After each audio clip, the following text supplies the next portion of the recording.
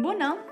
Dacă ai cearcănele accentuate, ochii tăi arată obosiți și ca și cum ar avea nevoie de un somn bun, atunci am soluția pentru tine. Sunt Andreea Niculcea, Business Beauty Trainer Avon și astăzi îți prezint noul membru al familiei cu vitamina C, crema de ochi cu complexul de vitamina C, partenerul perfect pentru serul deja mult iubit de noi.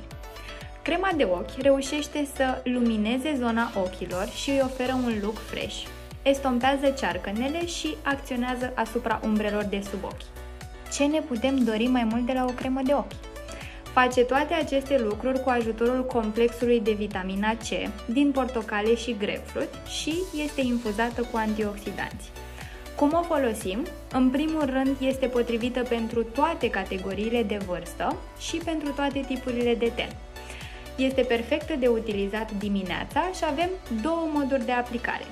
Primul mod de aplicare este să utilizăm aplicatorul produsului. Apăsăm pe produs, punem produs în zona ochilor. Folosim mișcări ușoare din colțul intern al ochiului spre colțul extern, la fel și sus. Masăm și întindem până când simțim că produsul a intrat în piele.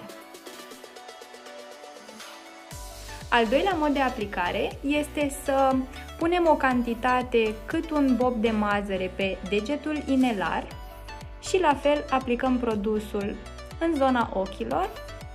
Folosim mișcări ușoare din colțul intern în colțul extern al ochilor, la fel și sus, fără să punem presiune, până când simțim că produsul intră în piele. Îți recomand să folosești crema de ochi împreună cu serul cu vitamina C pentru un efect garantat.